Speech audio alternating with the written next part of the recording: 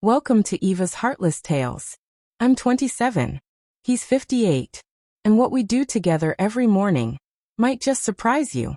Don't forget to like, leave your thoughts in the comments, and subscribe for more stories that stay with you long after they end.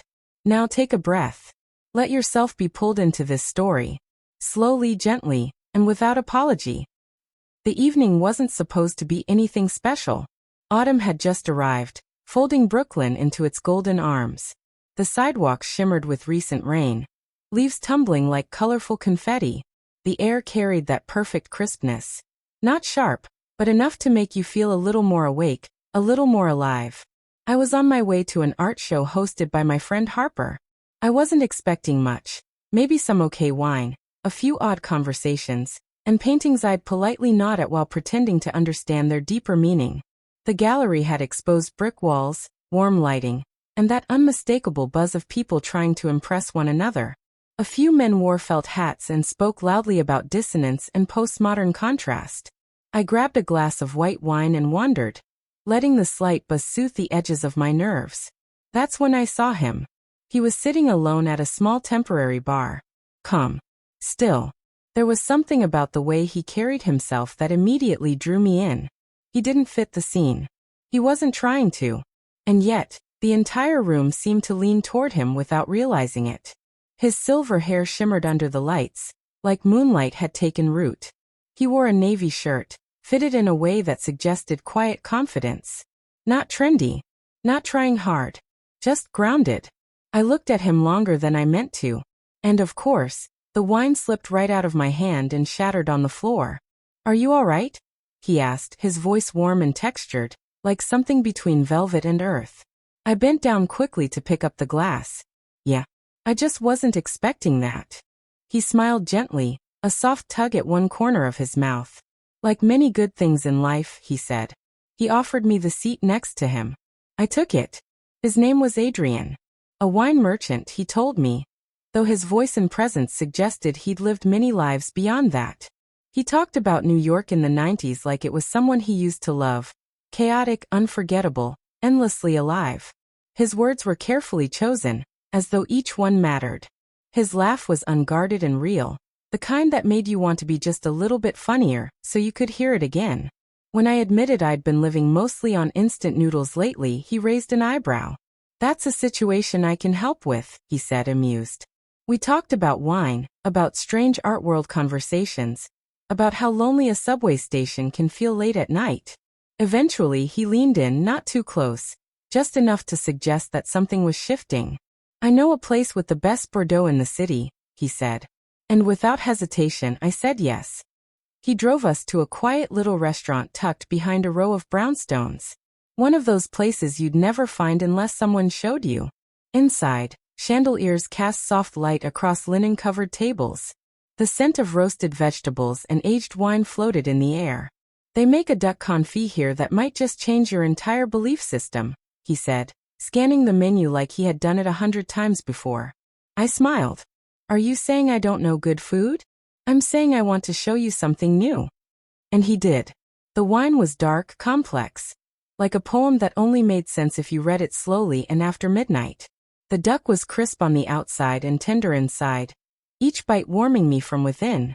There was something in the way Adrian held his glass, the way candlelight danced on his face. He moved with the kind of ease that comes from knowing yourself, and forgiving yourself too. "Why were you at the gallery?" I asked quietly. He looked at me for a long moment. "I was looking for something different," he said. "Or someone." There was silence. But the kind you didn't want to end. The week that followed passed in a blur.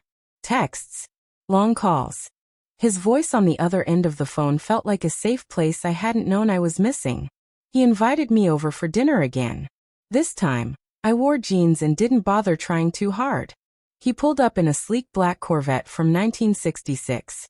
The engine rumbled like it had something to say. He stepped out in a dark jacket, the scent of something clean and expensive following him. "You ready?" he asked, smiling. His apartment was unlike any place I'd been. Records lined the walls. Soft leather couches. Framed black and white photographs that looked like they'd been taken by someone who knew how to listen to a moment. Everything in his space had history. "That's my neglected friend," he said, pointing to a high-end exercise bike in the corner. "I bought it, so now I have to keep it for the guilt." He handed me a record, The Doors' Riders on the Storm. First one I ever bought. I was 16. That night, we stayed up watching old movies. At some point, I drifted off beside him. When I woke, there was a glass of bright green liquid waiting. "Kale, ginger, lemon, spirulina," he said. "Mood booster." I gave it a look. "Looks like it could ruin my whole day." He laughed. "Just try it." That was the first morning. His rituals were simple but intentional. Stretching, meditation, smoothies, quiet time with a book, and then breakfast, oatmeal topped with seeds, fruit, things I'd never normally eat but suddenly didn't mind. We danced to records in the kitchen. We laughed until our cheeks hurt. One morning the neighbors called the police because they thought something was wrong. "Everything okay?" the officer asked. "Better than okay," I said, still catching my breath. The officer left smiling. A week later, Adrian invited me to his house in the countryside. "Just a weekend," he said. "Time to think. Or not think." The drive was peaceful. The sun lit up the fields in soft gold. When we arrived, I couldn't believe what I saw. A white house with green shutters, hugged by trees, the ocean just a short walk away. It felt like something out of a storybook. "This place has seen things," he whispered. We spent the day walking along the shore, collecting smooth shells, laughing at the cold water splashing our ankles. That night, he opened a bottle of Bordeaux that was older than both of us. 1959, he said, handing me a glass. "One of my best." We wrapped ourselves in blankets on the porch, sipping slowly under a sky full of stars. "Tell me something you've never told anyone," he said. I paused. Then I told him everything. The family I don't speak to. The dreams I'd tucked away. The quiet ways I've convinced myself I wasn't enough. He listened. Fully. Not to reply, but to hold it with me. "You're not broken," he said gently. "You're just becoming." I rested my head against him.